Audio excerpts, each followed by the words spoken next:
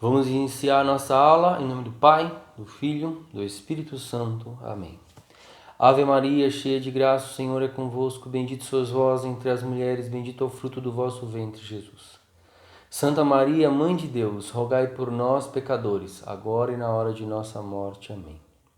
Santo anjo do Senhor, meu zeloso guardador, se a ti me confiou a piedade divina, sempre me rege, me guarde, me governe e me ilumine. Amém. Em nome do Pai, do Filho e do Espírito Santo. Amém. Então, voltamos agora com a aula sobre o mundo visível. E nós temos, o mundo visível basicamente é tudo o que nós vemos. O universo inteiro, desde o microcosmo, as bactérias, o oxigênio, até o macrocosmo, os planetas, as estrelas. E aí nós vamos entrar agora em Deus criar este mundo inteiro. A mesma lógica que tem para que Deus criou o mundo invisível é a mesma lógica que tem para que Deus criou o mundo visível. Todas as criaturas são criadas da mesma forma, para amar, servir, adorar a Deus, para entrar em contato com Ele, para fazer a vontade de Deus. Diz aqui o catecismo também, no número 293 do catecismo da Igreja Católica, diz assim: Deus, por sua bondade, por sua virtude onipotente, não para aumentar sua felicidade, nem para adquirir sua perfeição, mas para manifestar esta perfeição de Deus por meio dos bens que podem fazer suas criaturas. Com vontade plenamente livre, criou simultaneamente no início dos tempos ambas as criaturas do nada. Deus então aqui criou criaturas físicas e as criaturas que não são físicas por amor, porque ele quis, ele era livre, ele não precisava, Deus se basta a si mesmo, por amor, para que essas criaturas representem o amor que ele tem por Jesus, que a Santíssima Trindade tem dentro deles mesmos, e dele mesmo, né, da Santíssima Trindade um Deus só, ele resolveu criar. É por isso que Deus cria. Deus era livre, ele não precisava e ele não precisa das criaturas. Ele criou porque ele ama, porque ele quer, e assim acontece. Então Deus criou o mundo invisível e aí ele começou a criar o mundo visível. Muitas vezes as pessoas acreditam que criar é como eu crio meu filho. Fala, ser pai é o que cria, né? E o que é criar? É educar para a sociedade. Criar que de alguma forma é criar, né? Porque você pega uma criança não sabe falar, não sabe andar, não sabe comer, e você educa ela, né? Você ajuda ela a se desenvolver. Isso é um pouco, mas isso é uma força que nós damos para Deus. Não é isso que é criar para Deus. Criar para Deus é o que diz aqui no Catecismo da Igreja Católica, no número 296, que é uma citação de São Teófilo de Antioquia, que viveu no ano de 186 depois de Cristo. Diz assim: que haveria de extraordinário se Deus tivesse tirado o mundo de uma matéria pré-existente? Um artífice humano, um artista humano, quando se lhe dá uma matéria, faz dele tudo o que quiser. Ao passo que o poder de Deus se mostra precisamente quando parte do nada para fazer tudo o que quer. Isso aqui traduzindo quer dizer o quê? Deus cria sem precisar de absolutamente nada. Deus não precisa de oxigênio, Deus não precisa de terra, Deus não precisa de matéria, Ele não precisa de nada. Ele fala e a coisa existe. E aí a citação de São Teófilo é muito boa, porque ele diz assim: um artista, se eu dou uma madeira para ele, um pedaço de pedra, um pedaço de barro, ele cria uma arte maravilhosa. Ele faz coisas maravilhosas, e hoje isso aqui em 186 depois de Cristo, hoje nós podemos dizer que os homens fazem coisas espetaculares, né? Como o telefone, como a internet. O homem faz coisas espetaculares, hologramas, mas Deus não precisa de nada. Ele não precisa da internet, ele não precisa de celular, ele não precisa de barro, ele não precisa de areia, ele não precisa de nada. Ele tem nada, existe nada, zero, nem oxigênio, não é o espaço, é o vácuo, é nada. E Deus fala, faça-se, e a coisa acontece. Então aqui existe uma coisa: Deus criou por amor e não precisa de nada para criar. Esses são os dois pontos importantes. Diz assim, Gênesis capítulo 1, versículo 6. Deus disse assim: faça-se o firmamento entre as águas e separe ele uma das outras. Deus fez o firmamento e separou as águas que estavam debaixo do firmamento daquelas que estavam por cima. E assim se fez. Deus chamou o firmamento céu. Sobreveio a tarde e depois a manhã foi o segundo dia. Deus disse que as águas que estão debaixo do céu se juntem no mesmo lugar e apareça o elemento árido. E assim se fez. Deus chamou o elemento árido terra e o ajuntamento das águas mar, e Deus viu que isso era bom. Deus disse: produza a terra plantas, ervas, que contenham sementes e árvores frutíferas, que deem fruto segundo sua espécie, e o fruto contém a sua semente. E assim foi feito. A terra produziu plantas. E Deus viu que isso era bom. Sobreveio a tarde, depois a manhã, foi o terceiro dia. Deus disse: façam-se luzeiros no firmamento do céu, para separar o dia da noite.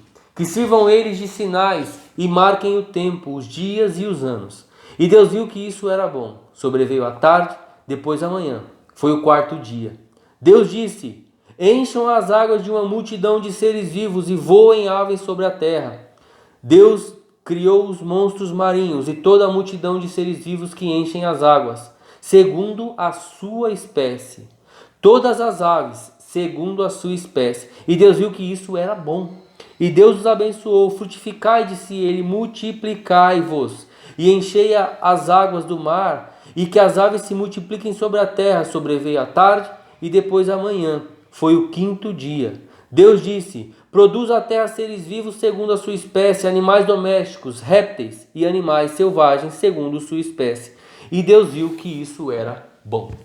Aqui então nós entramos na criação propriamente dita. E nós entendemos que Deus cria com sabedoria. A sabedoria, a lógica que nós vemos que tem nas coisas é Jesus Cristo. Todas as coisas são criadas para pôr nele em Jesus Cristo. Então Deus começa a criar. E aí você vê a lógica da criação, que ela é hierárquica também. Diz o catecismo, no número 342, a hierarquia das criaturas é expressa pela ordem dos 6 dias, que vai do menos perfeito ao mais perfeito. Então quer dizer o quê? Que a citação que é feita aqui na Bíblia, que nós vemos no primeiro capítulo de Gênesis, quer dizer que existe uma hierarquia também das coisas desta terra, das coisas deste mundo, do mundo visível. Deus não fez as coisas todas iguais como todo mundo hoje quer dizer. Não, as coisas não têm a mesma dignidade.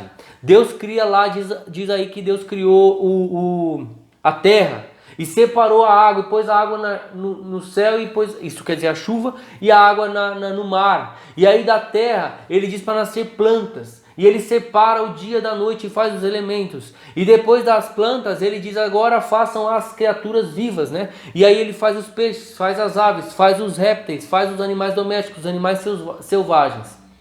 Isso quer dizer que está crescendo a ordem das coisas para chegar no mais importante. O mais importante da criação é o homem. Tanto que nós vamos ver isso daqui a pouco, nós vamos ler. Mas isso quer dizer o quê? Os minerais, a terra, a pedra, as coisas, a água, ela é uma coisa que existe. Ela existe, é um minério, né? Ela existe e só, a pedra existe. Depois vem as plantas existem, mas elas têm vida, elas crescem, e diz aqui que elas se reproduzem segundo sua espécie. Elas dão sementes, as sementes se reproduzem, certo? Ela morre. Então ela cresce, se reproduz e morre. Depois das plantas que existem e têm vida, vem os seres que sentem, vem os seres que se movem, que são os animais, os peixes, as aves e os animais terrestres. Os seres terrestres, eles vivem eles existem como um mineral, eles vivem como uma planta, mas eles se movem e eles sentem.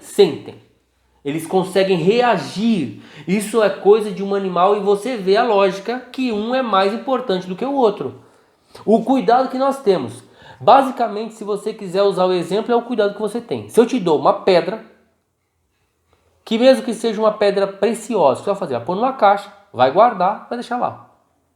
Você tem uma planta, você rega a planta, tem gente que fala com a planta, põe a planta no sol, tira a planta do sol, né? Aduba, beleza. Se você tiver um cachorro, você tem que dar comida, você tem que cortar o pelo, você tem que abraçar, tem que levar para passear, tem que limpar as necessidades.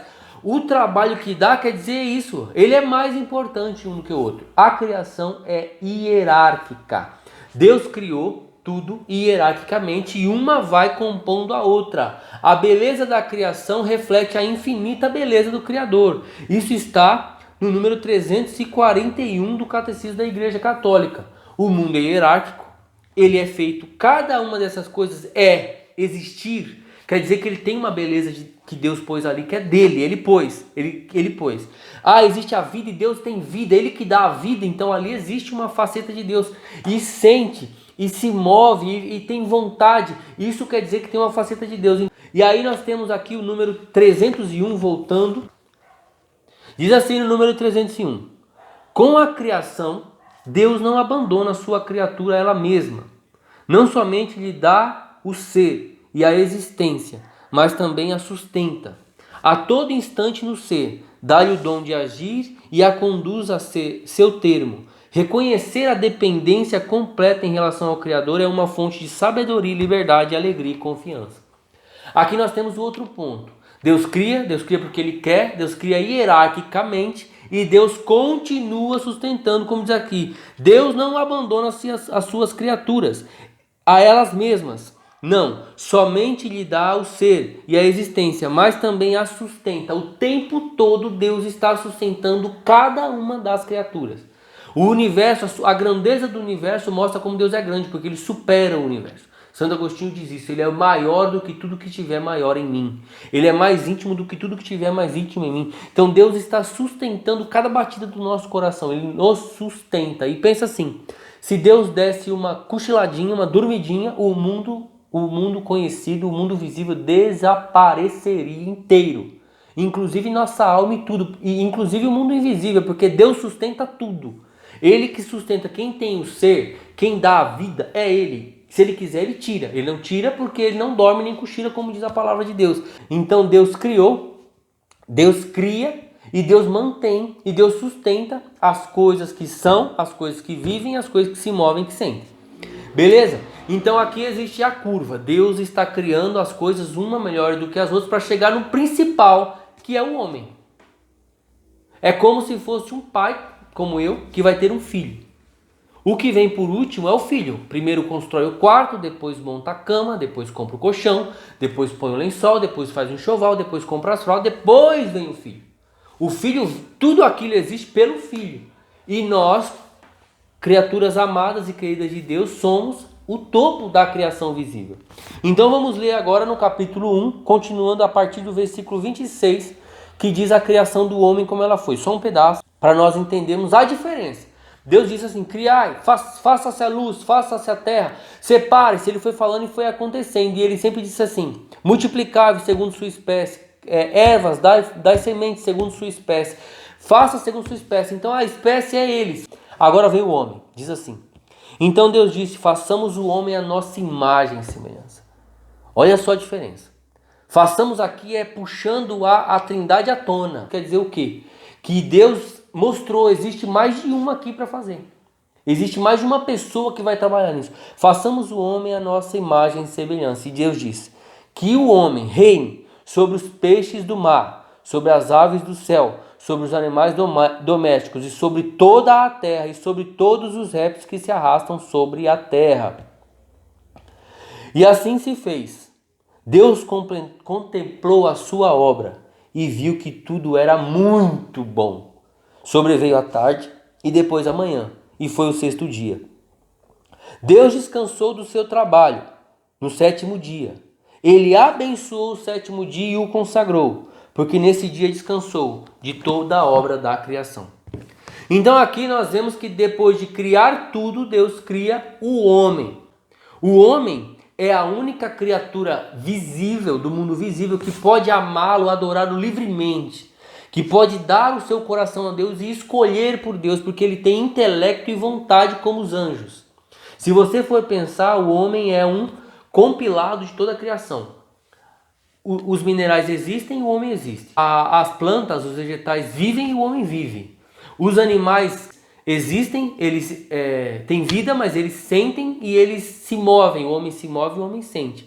E existem os seres espirituais que têm intelecto e vontade livre. E o homem tem intelecto e vontade livre. Então é como se o homem fosse a coroação de toda a criação. Se você vê, Deus fez os anjos e disse: vocês vão ajudar os homens a chegarem a mim. Então o homem é o ápice da criação. O homem aqui, quando eu falo, é o ser humano, tá, gente? É o homem e a mulher. Então diz aqui que Deus criou, que o homem foi criado por amor a Deus, e Deus não diz aqui ao homem reproduza segundo a sua espécie. Deus não diz isso para o homem, ele diz crescer e multiplicar só, ele não diz segundo a sua espécie. Por quê? Porque o homem é um ser que tem alma. Nós vamos ver isso aqui daqui a pouco no capítulo 2 de Gênesis, que o homem recebe uma coisa a mais do que os outros seres. Deus criou tudo para o homem, mas o homem foi criado para quê? Deus criou o homem, Deus criou os anjos para servirem os homens, Deus criou todas as criaturas para que o homem dominasse a criatura. Então o homem é soberano, o homem é maravilhoso, o homem é tudo, o homem existe para ele mesmo. Não, nada existe para si mesmo. É o tema da nossa primeira aula lá. E no número 358 diz, Deus criou tudo para o homem, mas o homem foi criado para servir e amar a Deus e oferecer-lhe toda a criação. É por isso, diz que no sétimo dia Deus descansou e consagrou e abençoou o sábado. Então, a lógica da criação é tudo foi criado para que o homem existisse, que resume toda a criação, mas o homem foi criado para Deus. O homem foi criado para este dia, que é para servir o Senhor, para dar o coração a Deus. A razão da nossa vida está fora da vida, não pode estar aqui. E nós já aprendemos isso, e isso quer dizer o quê? Que Deus criou tudo, deu para o homem, mas o homem tem que ser voltado para Deus. Então aqui é o primeiro ponto. Deus criou tudo, deu tudo para o homem, mas o homem, que é a sua criatura mais sublime do mundo visível, inferior ao mundo invisível, mas que Deus mesmo assim pegou o mundo invisível e colocou à disposição do homem em diversas coisas para ajudar o homem a chegar a ele, e toda a criação é voltada para Deus, porque fez toda a criação para amá-lo. Deus criou para que existisse facetas do amor de Deus. E aí nós entramos em duas coisas. A primeira coisa que nós temos que ver é a diferença do homem para as outras criaturas. No capítulo 2, no versículo 7, diz assim: O Senhor Deus formou o homem do barro, da terra, e inspirou-lhe nas narinas o sopro da vida, e o homem se tornou um ser vivente. Ora, o Senhor Deus tinha plantado um jardim no Éden, do lado oriente, e colocou nele o homem que havia criado. Então aqui, veja a diferença. Aqui o capítulo 2 é outra narração do Gênesis. Deus mostra a infinidade de amor que Deus tem para o homem, que Deus é como se ele modelasse o homem olhando para Jesus, que é a sabedoria de tudo, ele modelasse o homem. Só que não diz aqui que o homem ganhou vida. Diz que o homem ganhou vida quando Deus veio e soprou nele a alma, o espírito. Ali o homem ganhou vida. A vida do homem é diferente da vida de todos os outros seres. Ele ganhou vida porque ele tem uma alma. E a alma do homem é imortal. Catecismo da Igreja Católica, número 366. A Igreja ensina que cada alma espiritual é diretamente criada por Deus. Não é produzida pelos pais. É uma alma imortal. Aqui existem dois pontos. A alma é criada por Deus. Nós já aprendemos o que é criado por Deus. Criado quer dizer que não existia. Cada vez que os nossos pais, de alguma forma, se unem, né, e geram uma vida física, o que os pais dão não é alma. O que os pais dão é corpo. Quem dá alma é Deus. Os pais dão a genética, os pais dão várias coisas, mas quem dá alma é Deus. E ele dá porque ele cria uma alma nova. E ele infunde uma alma nova cada vez que uma vida é gerada. É isso que está dizendo aqui. A igreja ensina que cada alma espiritual é diretamente criada por Deus. A alma é espiritual. Não é produzida pelos pais. É uma alma imortal. Então nós temos uma alma que não é igual ao nosso corpo. É uma alma imortal, criada diretamente por Deus e que todo o resto da criação não tem. Não é citado isso aqui em nenhum ser. Em nenhuma parte da criação diz que Deus soprou sobre ela uma alma, como diz aqui. E aí nós entramos no homem no paraíso. O homem no paraíso não é igual ao que nós conhecemos hoje dos homens. O mundo que Deus criou não é igual a esse. O homem foi criado e diz aqui que o homem foi colocado no paraíso, certo? Diz aqui no capítulo 2, no versículo 15: O Senhor Deus tomou o homem e o colocou no jardim do Éden para cultivar o solo e guardar. Então vamos lá. O que é o paraíso? O paraíso, muitas pessoas acreditam que o paraíso é o céu, onde vão as almas depois da morte. Não é. O paraíso terrestre, que é esse daqui de Adão e Eva, é aqui na terra. Tanto que Deus expulsa Adão e Eva de lá e nós estamos aqui. Nós somos todos filhos de Adão e Eva. Então o paraíso terrestre é aqui. Deus colocou o homem lá, neste paraíso. O que é o paraíso? O paraíso é um lugar fantástico, maravilhoso, onde o homem ia viver lá, ia ser feliz, satisfeito, as plantas iam crescer quase instantaneamente. E era um lugar protegido por Deus, onde Deus descia, diz aqui, todas as tardes para conversar com o homem. Deus criou um lugar perfeito. É como se fosse o quarto do bebê que Deus criou para que o homem habitasse lá. O lugar onde ele ia encontrar o resumo da sua criação, a imagem e semelhança de Deus ele encontra lá. E como era o homem no paraíso? O homem no paraíso, ele era o homem perfeito. Diz aqui no Catecismo da Igreja Católica, número 375. Adão e Eva foram constituídos em um estado de santidade e de justiça original. Esta graça da santidade era uma participação na vida divina. Então o homem no paraíso ele foi criado perfeito. Como que é perfeito? É ordenado. O homem mandava sobre as criaturas, mas ele mandava sobre si mesmo. É um homem que tem a vida, o existir, a sensibilidade, o mover-se, só que a sua sensibilidade se reporta à sua inteligência, à sua lógica. E a sua lógica se reporta a Deus. Deus nos influencia, a minha inteligência vê e vendo eu quero e eu faço assim. Essa é a lógica que não existe no mundo hoje. Hoje o mundo basicamente vive em torno das suas vontades. Eu tô com vontade, eu tive vontade, eu fui chamado para fazer, eu quero fazer. O que importa é que eu quero e eu sou livre para fazer. Sim, você é livre, mas todo o pecado é um excesso de liberdade. É um abuso da liberdade. Então aqui existe este ponto. E o homem foi criado perfeito, ordenado e com alguns dons especiais. Veja só o que diz o Catecismo da Igreja Católica no número 376. Enquanto o homem permanecesse na intimidade de Deus, obediente a Deus, fazendo a vontade de Deus, vendo que ele era necessário de Deus, o homem não devia nem morrer e nem sofrer. O homem não morreria e nem sofreria, diz aqui o catecismo. Esse estado de justiça, de santidade, de onde ele recebeu as graças especiais de Deus, esse estado quer dizer que ele era perfeitíssimo. Ele sabia coisas, ele tinha ciência infusa. Diz aqui, esse livro que é o Catecismo Maior de São Pio X, diz assim, que Deus, o homem tinha a perfeita sujeição, né? Era sujeito os seus sentidos à sua razão. E ele era imortal, ele era imune a todas as dores, a todas as misérias, e ele tinha uma ciência proporcionada ao seu estado de vida. Então o homem conhecia, o homem aprendia a falar sozinho, o homem aprendia a andar sozinho, o homem amava a Deus instantaneamente. Isso são coisas que a gente não consegue ver hoje, mas elas não são naturais. Uma criança, se ela for deixada, ela não aprende a andar sozinha, ela não aprende a falar sozinho. Isso é balela. Existe um caso, se você quiser procurar no YouTube, chama Kaspar Hauser. Uma história de um menino alemão que provavelmente foi criado por alguém até fazer 1 ano, 2 anos. Ele não lembra de ninguém, não lembrava de ninguém. E aí depois disso ele foi criado dentro de uma sala. Ele ficava com um cavalinho de pau e todo dia alguém passava comida para ele por baixo da porta, todos os dias. Até quando ele fez 15 anos, alguém foi lá e libertou ele. Ele não sabia andar, ele não sabia falar, ele viveu e nunca aprendeu a falar direito e nunca aprendeu a andar direito.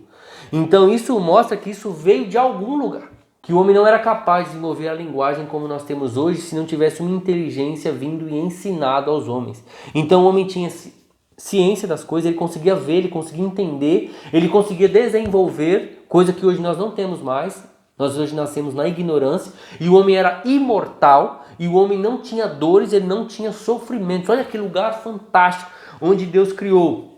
Mas o homem não foi feito para esta terra. Só quando nós estamos lá no céu, na presença de Deus, nós estamos completos. Diz São Pio X, no número 60, ele diz assim: depois de uma permanência feliz e tranquila neste mundo, teria sido levado por Deus ao céu o homem sem morrer, para gozar uma vida eterna e gloriosa. O homem iria para o céu sem morrer, sem sofrer, numa vida tranquila, sustentada por Deus, e assim foi. Beleza? Foi assim que o homem foi criado. Livre, ordenado, ordenando sobre as criaturas. Não existia inimizade entre os homens e os animais, entre o homem e uma mulher. Não, era um mundo perfeito. O homem não sofria, o homem não ralava para trabalhar. Ele cultivava a terra, mas ele não sofria, ele não suava. E aí, porém, É óbvio. Deus criou todos os seres para amá-lo e os seres racionais para provar o seu amor têm que ser provados. Nós não temos que ficar provando as pessoas para que elas nos amem, mas nós só sabemos que alguém nos ama quando elas nos provam, com atitudes. As pessoas, eu já disse isso para vocês, quando uma pessoa normalmente ela sofreu por nós, nós entendemos que ela nos ama. E diz assim em Gênesis, no capítulo 2, no versículo 16, diz assim: Deus disse ao homem, plantou o jardim, colocou o homem lá, o homem viveu nessa alegria toda e disse assim, pode comer o fruto de todas as árvores do jardim, mas não comas do fruto da árvore da ciência do bem e do mal, porque no dia em que deles comeres, morrerá indubitavelmente. Sem dúvida, você vai morrer se você comer. Veja só como a prova dos homens era fácil.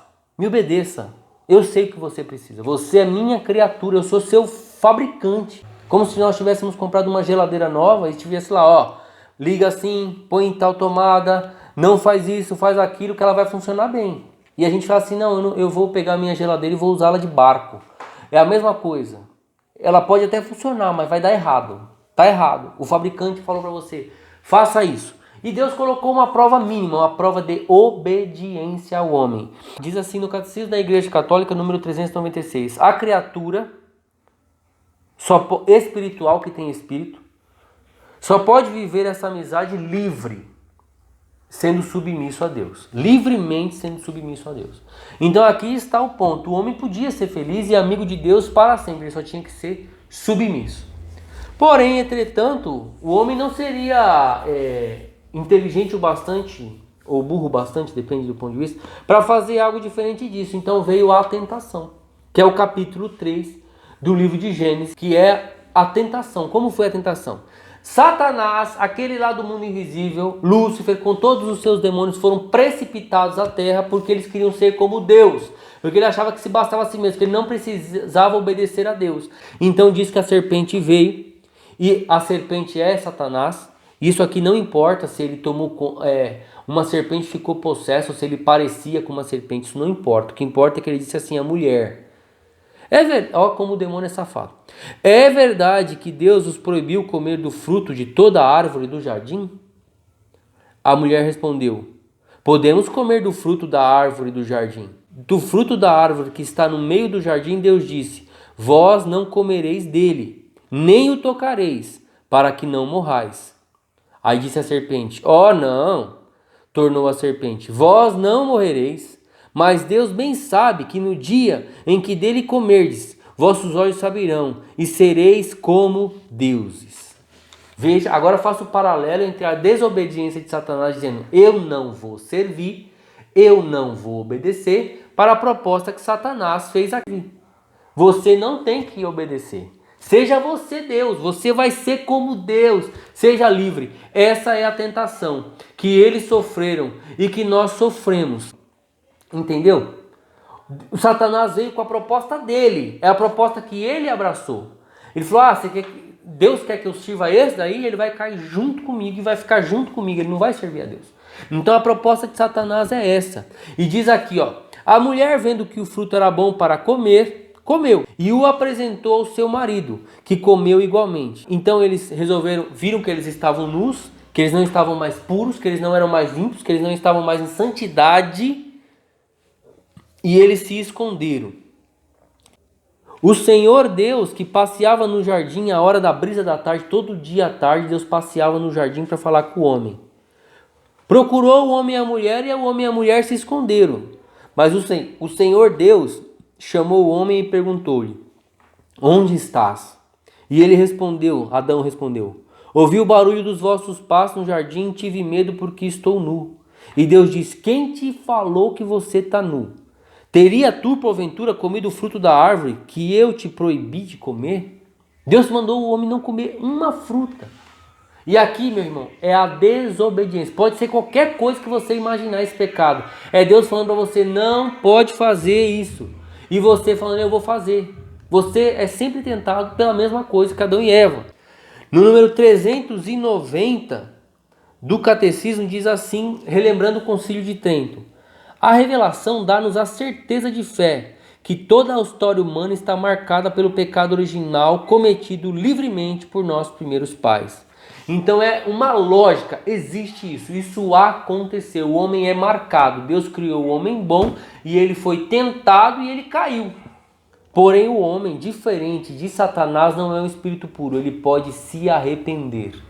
Então continua o relato que Deus chamou que Deus falou para Adão: você comeu do fruto que eu te proibi? E Adão automaticamente disse: culpa dela, culpa da mulher que você me deu, Senhor. E diz que a mulher disse: culpa da serpente. Então Deus amaldiçoou a serpente. Porém ódio entre ti, serpente, e a mulher, entre a tua descendência e a dela. A mulher te ferirá a cabeça e tu lhe ferirás o calcanhar. Aí ele diz para a mulher: multiplicarei os sofrimentos de teu parto, dará à luz com dores, teus desejos te impelirão para o teu marido. E ele disse ao homem, olha o que diz ao homem Deus: maldita seja a terra por tua causa, tirarás dela com trabalhos penosos os teus sustentos todos os dias de tua vida. Então o homem começaria a sofrer, a ralar para conseguir as coisas, e diz assim, ó: comerás o teu pão com o suor do teu rosto, até que voltes à terra de que foste tirado, porque és pó, e ao pó retornarás. Aqui Deus está dizendo para o homem: agora você vai sofrer, agora você vai morrer. É o castigo do homem. Daí em diante o homem se tornou um pecador. Ele abraçou a causa de Satanás. Deus fez tudo pensando no homem e o homem traiu Deus. O homem derrubou a lógica. Diz aqui o catecismo número 400, ó. A harmonia na qual estava estabelecida de justiça original entre o homem está destruída. O domínio das faculdades espirituais sobre a alma e sobre o corpo está rompido. A união entre o homem e a mulher está submetida a tensões. Suas relações agora serão quebradas. A harmonia com a criação está rompida. A criação visível torna-se para o homem hostil e estranha. Finalmente vai realizar-se a consequência explícita anunciada para o caso de desobediência. Aquilo que Deus falou: se você me desobedecer, vai acontecer, acontece. O homem voltará ao pó do qual é formado. A morte entra na história da humanidade. Aqui acontece a queda, aqui o homem não passa no teste.